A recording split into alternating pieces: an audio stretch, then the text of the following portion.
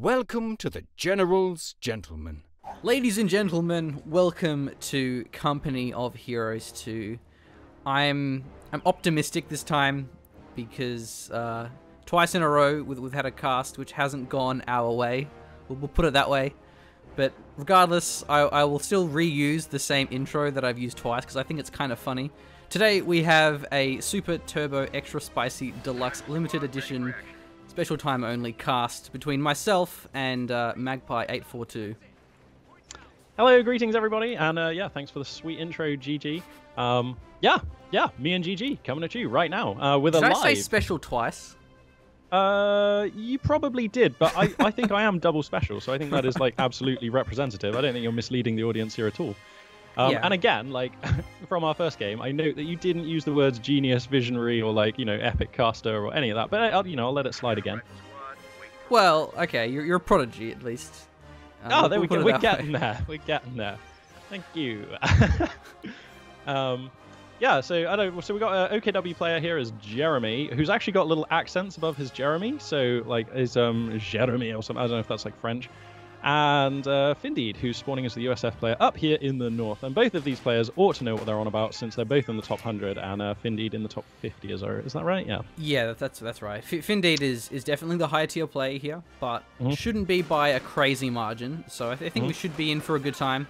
As well as I would go on a leg here. I would say that this map would favor OKW over US. Not quite as much as Vermux due to the sniper, but I think still it's a good map for them.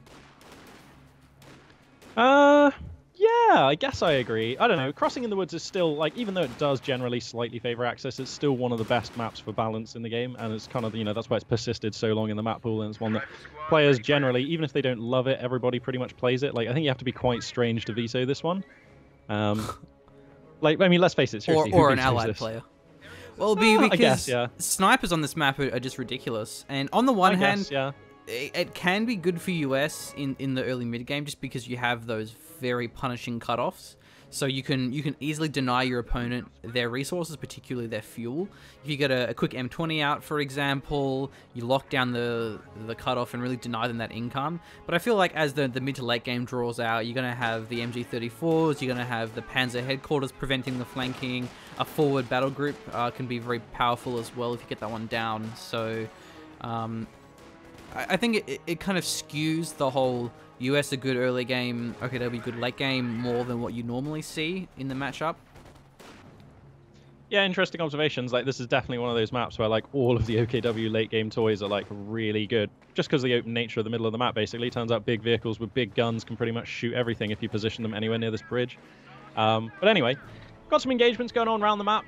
Nobody really taking the upper hand in any of these engagements. Map control right now a little bit even, so hurrah! Well, looks like we might actually have a live game here. Whoa, some a rare sound of the 20mm flak emplacement firing there. Interesting. It's a nice sound, isn't it? Straying too close. I feel like, just to back what you were saying, probably the only exception to your everything late game is better is the King Tiger, because it's a very open map. So you do have a good time when it comes to tank destroyers. You have a lot of room to maneuver, a lot of sight range you can utilize as well. We've got a big fight coming down here. 2 squads Volks, 1 squad Storm Pioneers, 2 squads Riflemen. Going to be chewing it out here in mid. Decent-ish focus fire coming down from the Axis player. Going to force back a Rifle squad. These other Riflemen probably going to have to GT the FO sooner rather than later. Yep, there they go. Yeah, Lieutenant going to be the choice of tech here for Findeed. Interessant. It's been a while since I've seen a lefty first build out of a USF player, and this is refreshing. Ooh, it is the utility car, as you mentioned. So I like that because, again, it can absolutely deny map control, and all it takes is you deny the fuel point, and then it's going to significantly delay your opponent. Jeremy has locked in the scavenge doctrine, so going to be looking for the Ostwind, probably also the Jaeger light infantry, given that he locked it in this early. This normally is such a good map for them. Yeah, normally you see players hold off on that lock-in until they actually want the Ostwind, but Findeed pretty low on health as well. His ambo, I'd imagine, would follow his M20. Yeah, and it is. Yep. Kettenwerfer. Kettenwerfer, that is a perceptive Kettenwerfer. I suppose he's seen the lefty, so it's just like immediately in response, and that is a nice adaptation there from Jeremy. That's going to give him a measure of control, allow him to police where that M20 can and can't be effective. So that's nice. Lefty here going to get right up close for some good old point-blank DPS into these Volks. I'm not sure how I feel about your usage of the word lefty, just because at the time of the recording, you know, election day was yesterday or the day before. So just by saying the word lefty, you may be sparking this online controversy, which we don't want to deal with right now. Well, actually, I think it's our duty as casters to talk about the politics quite a lot, seeing as how this is no longer a video game. This is actually a political simulator representing Donald Trump's foreign policy in action. All right. I don't know where I was going with that, but I ran with it, and I'm pretty happy where I ended up. So anyway, I thought you were going to say that then OKW represents right-wing politics, given that Findeed has the lefty. An ideological struggle. Yeah. Which, to be fair, I think World War II was certainly a bit of ideological struggle. A bit. Understatement of the year. A bit. Yeah. Well, I say a bit because the Western Front wasn't really, but the Eastern Front certainly was. Well, there's room for debate on that one, but let's leave it because we've got some more action unfolding here. It looks like the Jaegerlights have been deployed over here to harass the fuel point. They're going to get chased out of town here by Riflemen and the M20. The utility of that M20, of course, allowing you to just police the field superbly and demonstrating its utility there. That is nice, but he did manage to grab the fuel point, snag it for a few seconds there. So not wasted. The M20 is basically the capture point police. He just yeah. kind of drives around, like, hey, stop, don't capture that point, make sure everyone's well behaved. Echelon's going to get forced away in the middle of the map here. Could have been a wipe there. Again, the negative cover on the northern side and the south side of the that cutoff can be very punishing when it comes down to the retreat paths. Overall, map control definitely favoring Findeed, as you would certainly expect with that quick M20 on the field.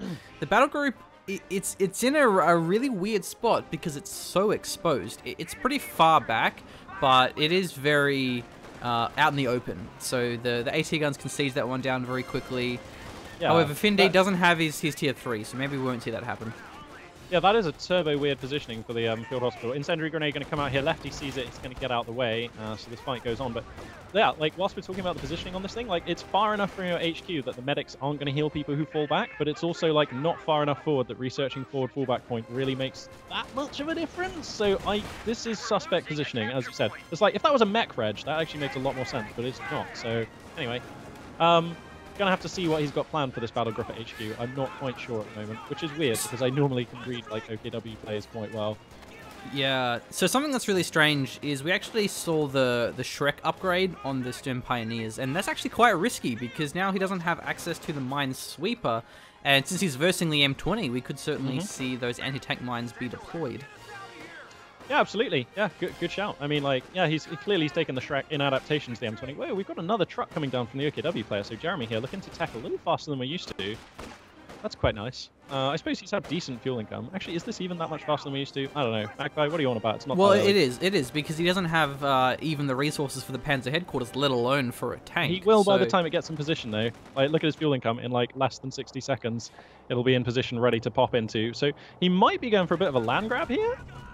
Or is this going to be... Maybe that's it. I was going to say that there's no point getting it that early unless you want Obersoldaten, which you normally wouldn't see considering he has Jaegers. But just the fact that he has the Panzer headquarters can be very valuable, getting that that free flat cannon down in a nice location. So we'll see. It's just because he's down to one squad, but by getting that truck earlier than he can afford his tank, he will be suffering out on a squad, which is perhaps would be more important than this flat cannon. Has to be careful though, the riflemen are actually nearby and they do have the AT available. Have they scouted that or no? Hang on, let me just check. Fog of War. Okay, they have not scouted that, but like only just. If those riflemen move at all like south or west, they're going to see that truck. And that would be bad news for the OKW player. I imagine we'd see an immediate response from the M20 and some other units too. Yeah. The rifleman wouldn't be able to kill it, but the M20 could swoop in and just gun it down in seconds. So you have to be very careful. But I like how Jeremy, he hasn't deployed it yet, even though... Oh, he actually causes some Jaegers. But I was going to say, even if he could afford it, he actually waited until the riflemen were forced away. So he made sure that the setup was hidden. Yeah, we do actually have M20 mines like appearing on the field. There are some M6 mines around about the place now, just some just to the north of the central bridge. So, yeah, that mine detector lack thereof for Jeremy could get punished here, as you were saying earlier. Nice read. Looks like the Schwervermax are going to make a move now, and if he can deploy it almost exactly where it is, which it is, yeah, that is a great position for the Schwerpanzer HQ, actually. Like, it is a little exposed, but it also covers a ton of relevant map there, so that's quite nice. Yeah, and having it exposed... Oh, Volt's in a bad situation, though, in the top right. Okay, they are going to bail out the building. Sorry, I thought for a second they might have been forgotten about and going to be wiped, but they're out of there. Yeah, especially with the Thompson there as they evac can be quite deadly. Having an exposed Panzer headquarters is fine, so long as you play around it. And Right, given exactly. that the left-hand side of the map has a VP, the fuel, it has 2 strap points, you absolutely can play around it, especially when you have your battle grouper next to it, which has the forward medics but not the forward retreat point yet. Maybe he'll get that later on. So just means that Jeremy, if he gets a mass retreat and gets forced off, he has to be careful, but he should be fine given his map control. He actually went for the captain and has the steward as well, so wants to keep the pressure on. Having the double light vehicles is really nice, but it won't have much impact now that there's that Panzer headquarters. It's going to prevent those light vehicles from really going anywhere near that left side of the map.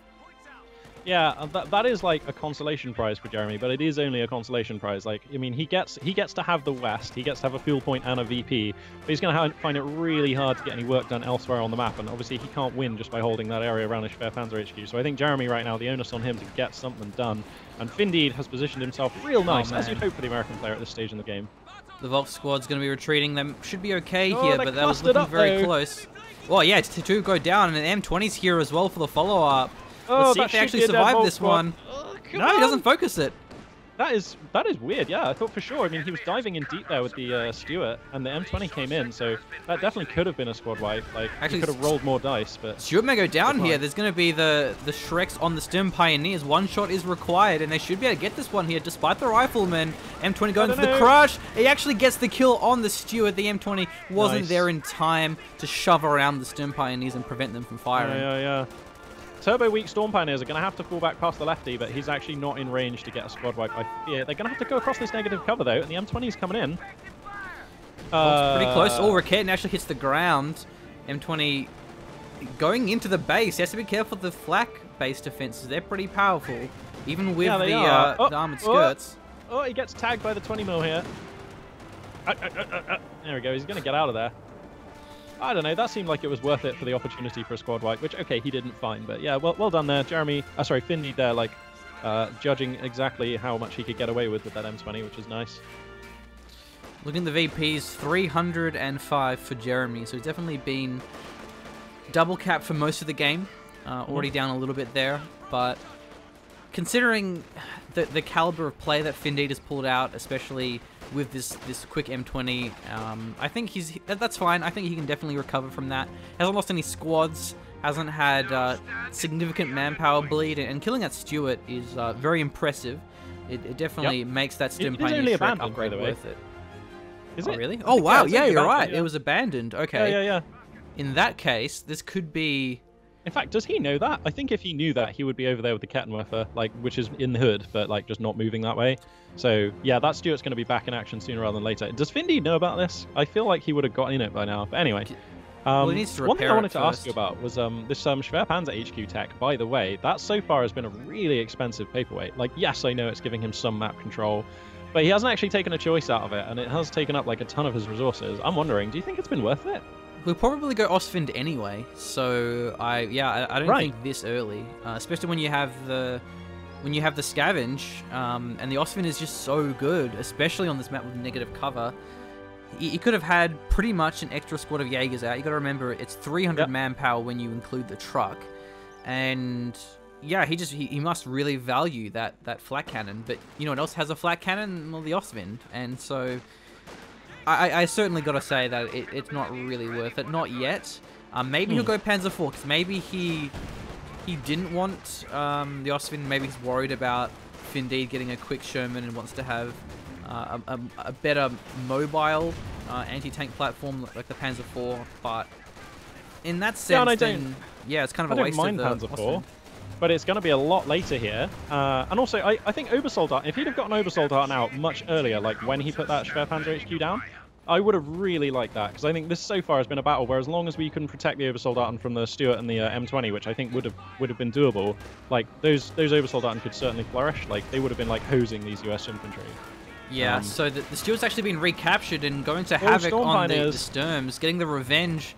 Captain in the M20 there's a captain here with a 20 off. and the M20. Oh, this is going to be so close. Storm Pioneer here running the gambit, but he's actually going to get out of there. So again, man, I feel like Jeremy's gotten away with so many one-man retreats here. Yeah. But, you know, he has, so credit to him. Especially as they've all been through that negative cover road. It's always such a bad combination, but Jeremy probably quite frustrated now by the shield, or maybe he thinks it was rebuilt, which could actually give him the wrong indication of Findeed's fuel. I think what happened there with the Stuart is it was out of control. It was out of control and then it was abandoned. Yeah. And I think that's a really bad combination, because you see it out of control and you retreat. Like, yeah, excellent, I've killed it. It's dead. But you don't see it abandoned. Yeah, and so I feel like if you know the abandon has happened, then you can definitely play around it. And there was so much time there for Jeremy to respond, but he probably didn't know it was abandoned because it was out of control, and as a result, he didn't go to actually finish it off. Yeah, Panzer IV here is going to be the choice. And before that came down, I was going to ask you, what do you make of a Yagdi on this board? And I actually... This is just a good Yagdi map anyway. Like, it is just a good Yagdi map. And I think a Yagdi would have actually been a spicy choice. Like, not only does it counter your opponent's vehicles really nicely, but it also, like, with veterancy becomes, like, a whole different monster. And if you get one nice and early, it can make life so hard for a USF player. But anyway, Panzer IV is going to be the choice, and that will certainly be effective. So we'll have to see what Jeremy can do with that unit when it arrives here. Yeah, I feel like what would have been really nice is if you went Ostwind first and then into the Yagdi. Oh, that's one of my favorite OKW builds, because you got that anti-infantry like right hook with the Osti, and then you got your sort of like left hook with the anti-tank Yagdi. It's just like a 1-2 punch combo, and you kind of feel like you got everything covered. It's a beautiful thing. I do like that. Yeah, the Panzer IV is quite generalist, so it's actually nades coming from the US, but nice dodge. Yeah. Always impressive when you dodge the first grenade. The maiden voyage of the grenade wasn't too successful there. The opening pineapple, yeah. Well, because it normally is so effective because you're just not expecting it. Because it's normally, yeah, right, absolutely, yeah. When you know your opponent has grenades, you're always watching. I feel always like it's especially the case when it comes to the infantry section. Oh, because it's so bad at close. The P4 and the Stuart and the M20, we could have a little fuel exchange here. We could have our first fuel units beginning to go down here. Panzer IV are going to give chase. The light vehicles scurrying back as best as they can. I imagine... Whoa, this P4 is chasing deep. The USF player does have an AT gun. I don't know if Jeremy knows that. There are mines about the place, so this P4, like, not a risk-free pursuit here. This is not trivial. Yeah, whenever your opponent has an M20, you definitely have to be careful. Because the thing is with the M20 mines is that they only detonate on vehicles. And so normally you just have to, throw around some infantry, and if they detonate mines, then great. But against telemines, against the M20 mines, you don't have that luxury of accidentally detonating mines, which is certainly an ironic luxury. But having a tank hit a mine is so much worse than losing 2 models of a squad. Yeah, for sure. Yeah, turns out that any squad can clear mines even without a minesweeper. It's just not pretty. Anyway, Panzer IV here is going to be forced back on the right flank. Stuart did take a quick biff from the medium tank, but it's going to be fine. VP situation, about 100 ticket lead. Technically 98 for the American player. This is going to be a good map for the Calliope, and we could certainly see that, given that Findeed already has... Oh, he's actually got his major. Wow, so... I don't know, maybe... Oh, yeah. He's got major with a Zook as well. Love it. Maybe even just the Jackson, considering that he already has the Stuart, already has the M20. Doesn't really need any more anti-infantry from his vehicle department. Let's see if the riflemen go down here. Oh, nice shot. Gets 2 of them down. Was that the captain? No, that was... Oh, that was the lefty. No, it was just a rifleman squad, my bad. It was a rifle squad, yeah. So, unfortunately, the Volks can't capture that bar.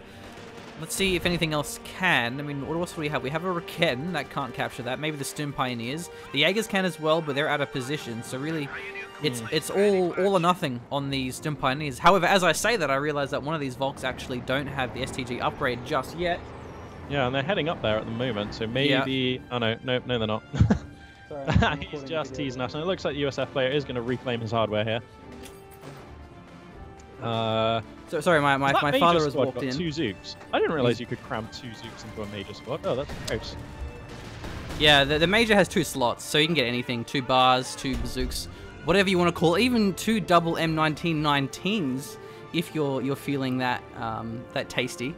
And I was gonna say Findeed. I feel like maybe instead of going the major, he would have been better off going for the Calliope, just because he already has the M1. He has the Stuart, which has nice synergy with the stun or the damage engine. If you're that fortunate, you can actually get a flank off, and also just the fact that he has bazookas, so he has so much anti-tank right now, and then the best way to complement that is with the Calliope. Actually, he's going to go for Jackson, which I agree with you. I think he's covered for AT. I think a Panzer IV at the moment is already having like a reasonably hard time operating on this board. I mean, the Jackson's going to make it so that that pretty much negates the Panzer. Honestly, and this might be a little bit controversial, but I think a regular Sherman would have been a totally reasonable choice, because you've got the HE shells, which just give OKW infantry, and like it's actually reasonable against the P4 when supported by this one AT. So. Okay, let's see if the M20 goes down. Pops the smoke.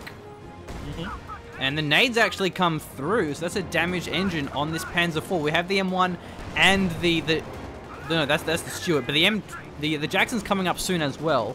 So let's see how much Findeed actually commits to this. Maybe he can get some stun rounds off as well. The AT gun's creeping into position here. Yeah, that could be bad news. If the Stuart can use some of its stun rounds here. Okay, 1 good hit from the AT gun. I think the Panzer IV is going to exfiltrate successfully here. In fact, the AT gun finds itself in a spot of bother here. Storm Pioneer's coming out of nowhere. By nowhere, I mean transitioning from middle. Well, a lot of Shreks as well. So the Rocket maybe can finish off the Stuart if he sticks around for too long. 1 more Shrek is required, but no, he actually fires at the infantry. So Jeremy could have played that one better. If he actually focused the Stuart, that would have gone down. But at least he has been able to... Squad wipe on this Storm Pioneer. 3-star, 1 pixel going across negative cover with a lieutenant on his heels. He's going to get out of that. Oof, that's the Jeremy with another sketchy 1-man retreat there. Yeah, that's nasty. And I was going to say the P4 survived, though, and that is so important because... That's massive, yeah. Yeah, oh, he's going for Yagdi. Love it. That's nice. Let's see how deep the Jackson goes. He made Copper Faust here. He's in front of the P4 as well. The Faust shouldn't get the engine damage, though. Yeah, no damage there. So that was very important for that P4 to connect, and it didn't. I believe it actually missed. So the Jackson survives. It's always risky going for those dives. Then the Panzer IV is an excellent choice. It definitely can 1v1 the Jackson, the health, the armor, even the rate of fire. Everything is benefiting the Panzer IV in that duel. And then other than that, Jeremy, just maybe get some more Obers, or just go for his King Tiger, or maybe even Osvin. He has a lot of options. I feel like he has a really nice composition. He just needs to not lose stuff. And I mean that's pretty self-explanatory, but it is difficult once you're in the late game versus US. They have the Sherman, they have the Pershing. Not in this game actually, mind you, but often in the late game situation, it really comes down to, can I prevent those AOE wipes from tagging my Vet 5 squads. Yeah, definitely. I mean, and he does have the option for the Calliope, which would be devastating. He also has the mine! Bulldozer Sherman. Look at this P4. He's just clipping the edge of that mine. And then when he goes down, a lot of Zeus coming through as well here, but they are forced off by the infantry. The Jackson as well looking for some damage. They're actually dropping a Zook on the floor. Rifleman barely surviving this one. And the Stuart, what is he doing? Maybe looking for the damage engine. He can actually get it. He can actually distract this Yagdi. Oh, Yagdi caught dangerously out of position here. There are riflemen in the hood for an AT rifle grenade. Jackson's got it acquired. This Yagdi this is not the axis you want to roll your Yagdi on. This left-right axis is bad. You want a north-south axis, where you want to be coming forwards and kiting back with this Yagdi, not exposing side armor and running all side to side on the battlefield. This is weird. Damage engine. He does actually need to flank the Jackson, though. Rather flank with the Jackson. What? And the Shreks come through for the kill, and Jeremy deals with the American tank destroyer very handily there. Yeah, that was... I mean, I feel like he kind of fumbled through for a kill there. I don't think that's how he put that one together in his head, but it worked. It was weird. Like what was that Stuart doing? That must have been a misclick there because he had the opportunity to get some nasty damage. Yeah, he did, yeah. The engine shot is such a powerful ability, but you just rarely see it because it's hard to land, and the stun rounds, they don't penetrate very well, but if you get rear armor, then they will absolutely penetrate. You could have got that Yak Panzer IV down in immobilized temporarily, you know, with either the stun or with the damage engine, and then the Jackson wouldn't be able to finish it off. But I don't even know what happened. It was just an absolute mess of bazookas and Jacksons and riflemen all over the place. I know, and there hasn't been like, a shot fired for like the last 40 seconds whilst both players figure out what the hell just happened in that fight. Oh wow, a little bit of salvage coming down from the OKW player. Always nice to see. He does have the scavenge doctrine, but the lefty is here. He's using the what is this, like turbo sprint ability? I always forget what it's called. Well, it's just a vet 3 bonus. The lieutenant. Oh yeah, of course. It's just American. Oh, look at these Volks! Oh, they'll go down. Wow. Yeah, no, I mean, you cannot fall asleep on a Volk squad who's salvaging against Fog of War in middle of map. You cannot. You have to keep an eye on them because that's how fast they die if you fall asleep on them. So those Volks are going to go down needlessly, and I hate to say it, that is the first genuinely careless mistake, and Jeremy there like super punished for it, like as he should be. Like there's no way you should be able to get away with that. Yeah, that was crazy. It's actually kind of interesting because thorough salvage in some case can be a downgrade because I find it like most of the time they just do that move. So the extended vulnerability is just a raw downside. Like I genuinely most of the time see it as a drawback. Yeah, and it only gives you 15 munitions, which and munitions isn't really that big of a deal, especially in that late game situation when you already have your squads upgraded. Jaegers don't have any upgrades themselves, so it's just it's not a very munitions intensive commander, not compared to something say like Panzer Fusiliers, where they have G43 upgrades as well. Oh, quick barrage finds 2 squads of Jaeger Lights who are going to try and pull back. Looks like they are going to pull back. Some damage dealt. Possibility for a squad rifle if these riflemen start moving south on the middle bridge right now. They're actually going to leave these Jaeger Lights to get out of there. Does make sense. I don't think Findeed has that much information about what weights these rifles do south. Double M1. So he's still got plenty of AT despite losing that Jackson. It also means he can siege that Panzer headquarters very fast since he uses the recon. It'll give him the vision, double AT guns as well. Stern Pony is actually going to be collapsing upon them. The Stuart needs to. AT gun Shao. Yeah, Stuart's actually on the side, so he can't really save this. The Threats can actually destroy it as well. He can probably just focus that one down and blow it up. Yeah, nice. Gets rid of it. Really important too. Do you get that on your computer? Do all the like gravity like cause everything to like fly around? Sometimes. Oh, Volks on the right side go down as well to the Stuart and the lieutenant. So Jeremy, as I warned, he's losing stuff, and it matters a lot more for him than it does for Findeed. Jeremy here playing some wild style. I love that. I love that because he's versing the Calliope, because so he needs to go for these aggressive dives, and the Calliope is quite durable. The Yak Panzer IV can't really go in that deep, and actually going to be damage engine. Here in mid. M1AT gun creeping into position. Stuart coming in for a little bit of assist as well. Calliope rolls forward, and the barrage is almost ready. It's not there yet. This Stuart coming in turbo deep, though. Not sure this is a good idea. Not with a Yagdi and a P4 here. What can that possibly achieve? I mean, the M1AT gun is still here. Yagdi coming forward. That's turbo risky, and the Stuart actually exfiltrates using the vision block to its advantage masterfully. That's real nice. And now the OKW player has to clear the arc of this M1, the AT gun, because it's just too much. He did actually land a stun on the P4. One of the shots actually penetrated, but wasn't enough for the follow-up of the AT gun. I believe he was out of sight range. So the Stuart survives, and a lot of squads here. Got to be careful with those forward AT guns if they get collapsed upon us. Calliope's going to take a barrage. Here it comes. Oh, this could be deadly. He's actually quite far behind. The Eagle Lights are just getting rinsed. They clear the blast radius, though, and if he reinforces quickly, which he has, they should be okay. Also, these riflemen, Panther 4 on a 3-star squad of riflemen falling back through mid, they're going to escape as well. It was only the captain. So many squads escaping. Yeah, captain couldn't use the AT grenade there. Actually, the P4 goes down to the long-range AT gun shot. I believe he must have used the take aim there, because that was a crazy long-range shot. There's the strafe as well on the Jaegers, and this battle group is taking a lot of damage. There's bazookas as well as that M1. Bazookas are a very DPS-heavy weapon. Why does he? Whoa! Oh, what? Like, GG's.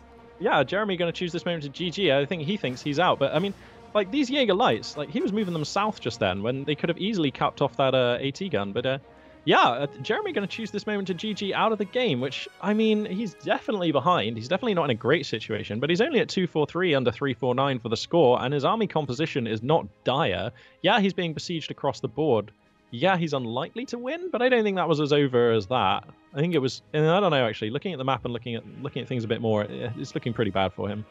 Yeah, he was pretty screwed. His tanks were both low, the battle group was going down, he was versing the Calliope. It would have been a pretty nasty game for him if that dragged out, but that was a close one. I didn't even know what happened. It was a really close competitive game, and then all of a sudden just everything died.